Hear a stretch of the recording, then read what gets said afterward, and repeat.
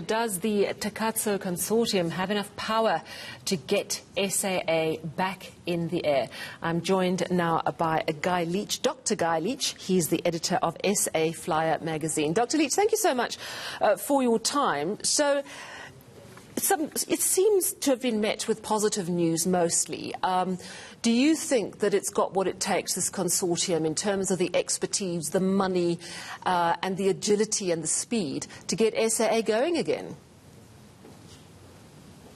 Yeah, certainly nice to be with you. And the answer, in fact, to your list of items is yes to all of the above. I was very pleasantly surprised. I've been a great skeptic of the existence or the possibility of a strategic equity partner.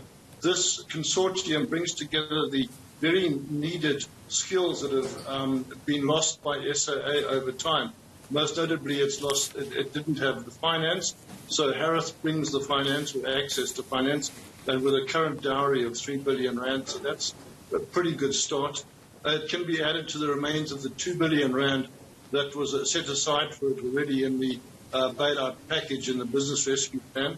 And then we've got Global Airlines, which is an extremely good operator, run by a chap called Jonathan Rosenzweig, who likes to stay out of the in the background, but leading the visual image is Giron Novick, and there is no better man in South Africa to lead, will be the CEO of the new SAA. A quick rundown of Giron is that he comes from a very airline-oriented family. He's the son of one of the founders of Comair, which became the British Airways Kulula. And Giron himself, 20 years ago, started Kulula, and he certainly created a lot of excitement and pizzazz about that brand. So hopefully he can bring some of that marketing skill to rejuvenate, relaunch the SAA brand. And then he has a good track record with Discovery Medical Scheme, running the Vitality scheme, which is all about customer care and marketing. And so he's got that combination of skills. As I said, I don't think there's anyone better to turn SAA around. And with any luck, the 3 billion rand that Harris brings to the party will be enough, but I doubt it. So what happens to the historical debt? Because that's still the government's problem. How are they going to pay that? How much is it? The historical debt has pretty much been taken care of by the business rescue process. They did some incredibly hard negotiation with the concurrent creditors and negotiated them down to about 7.5 cents in the rand. The secured creditors were all paid out by the state. So actually they get a pretty much a clean slate to start off with the new airline. The only big remaining obstacle is the ongoing pilot strike and the lockout. That have been absolutely key to the restart because they need the training captains who have been part of SAPA.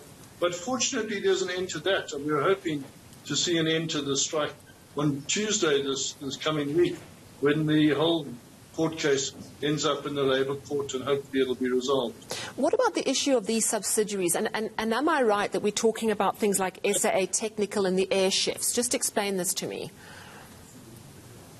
Yeah, correct. There are essentially 3 subsidiaries, and it's extremely interesting to see what's going to happen.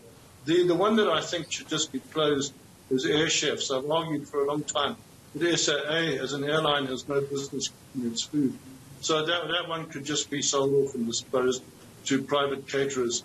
The SAA Technical has always probably justified its existence, especially up to about 5 years ago, when it had world-class skills and was able to do maintenance for airlines around the world. It was trusted with a lot of good maintenance.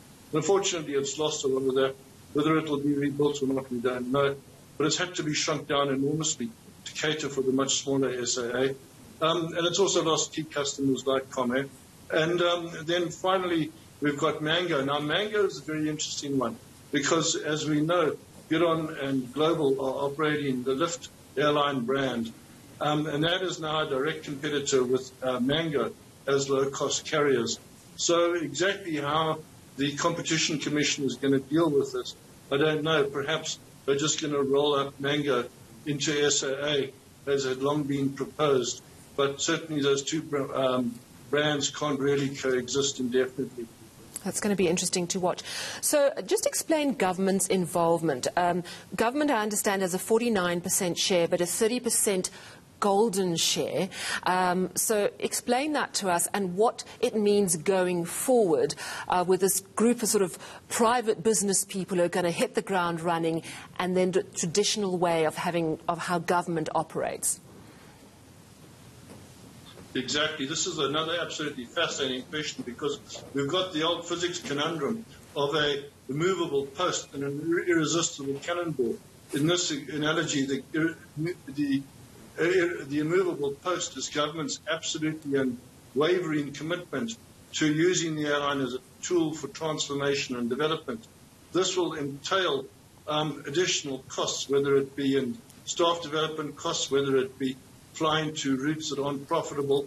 Those are classic examples. But on the other hand, we've now got the irresistible cannonball of the need for profits, because after all, Harith and Global, for that matter, the Consortium, has presumably invested with a return on investment in mind.